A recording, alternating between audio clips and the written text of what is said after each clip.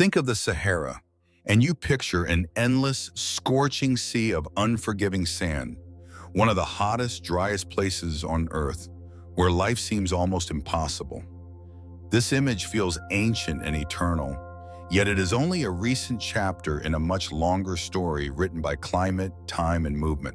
What if, thousands of years ago, this same landscape was a lush, green paradise, overflowing with life? A vast savanna stretched across the horizon, rich with grasslands, trees, and water, supporting animals, people, and entire ecosystems where today there is only silence and heat.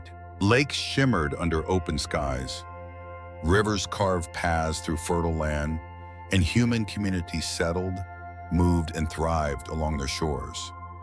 This was a living world, dynamic and connected, shaped by seasonal rhythms rather than survival against scarcity or isolation. This is the epic tale of how that world vanished, how a green Sahara slowly disappeared, leaving behind only fragments and echoes. The desert we know today holds both a memory of rain and a promise of return, etched into stone, sand, and buried water. To understand this transformation, we must journey back roughly 11,000 years, to a time when northern Africa was not a desert at all. Instead, it was a vast green expanse filled with powerful rivers and enormous lakes that reshaped the continent. The evidence for this forgotten world is written into the land itself and preserved far beyond the desert. Marine sediment cores collected off the African coast reveal a striking shift in time, showing a dramatic drop in desert dust carried by wind. In its place appear traces of pollen from grasses and wetland plants, species that could only survive with frequent, sustained rainfall.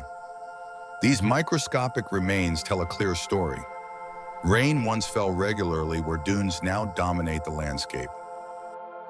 The same story is carved into stone across the Sahara. Rock art galleries scattered through the desert record scenes that feel impossible today, preserved on cliff faces and shelter walls far from any modern source of water. These vivid images show people swimming, fishing, and herding cattle, surrounded by engravings of hippos, crocodiles, giraffes, and elephants. They depict a land rich with life, where humans and animals shared a fertile environment. Together, sediments and stone form a single record of a living Sahara. What now appears barren and empty was once sustained by water, vegetation, and movement, forming a continuous landscape that supported communities across northern Africa. What force could transform a desert into a thriving landscape and then erase it again? The answer lies not on the ground but in the sky. Slow and predictable shifts in Earth's orbit gradually changed how sunlight reached northern Africa. These orbital changes, known as Milankovitch cycles, altered the timing and intensity of seasons.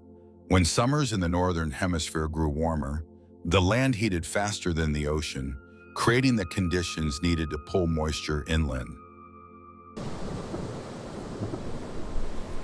As a result, the West African monsoon strengthened and expanded. Rain clouds traveled hundreds of kilometers further north than they do today, reaching deep into the Sahara and reshaping its climate over thousands of years. This rainfall triggered a powerful feedback loop. Vegetation spread across the land, darkening the surface and slowing evaporation. Plants recycled moisture back into the atmosphere, reinforcing rainfall and stabilizing a green, self-sustaining system. These recurring humid phases are known as Green Sahara periods. During them, the desert did not retreat to the margins, but transformed entirely, becoming a vast mosaic of grasslands, woodlands, and lakes that endured for millennia. During the most recent humid phase, known as the African humid period, the Sahara reached its green peak. From about 14,800 to 5,500 years ago, the region became a patchwork of savannas, woodlands, and immense lakes spread across northern Africa.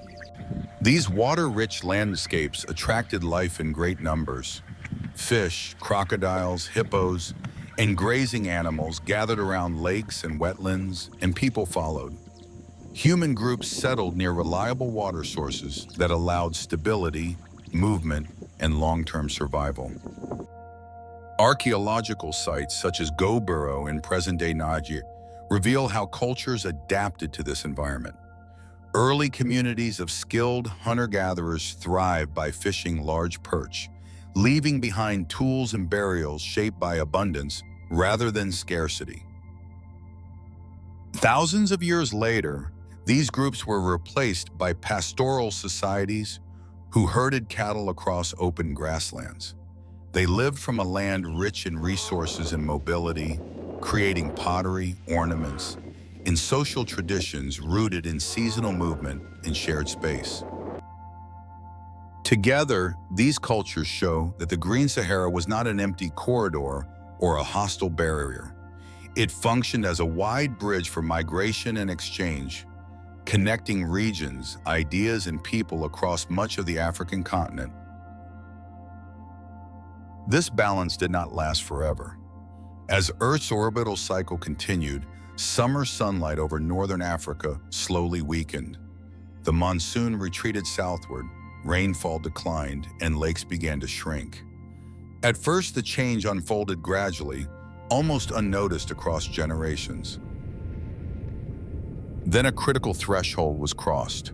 Vegetation that once stabilized the system collapsed within only a few centuries. With fewer plants to recycle moisture, rainfall dropped further. Dust levels surged, marking a rapid shift from green landscapes to expanding desert. As water vanished, people were forced to move. Communities followed the remaining rivers southward, concentrating around stable sources like the Nile. This compression of populations increased pressure, cooperation, and innovation, helping lay foundations for early complex societies. Today, the Sahara appears timeless and barren, yet it carries deep memories of water beneath its sand. Fossil rivers, hidden aquifers, and drifting dust tell the story of change.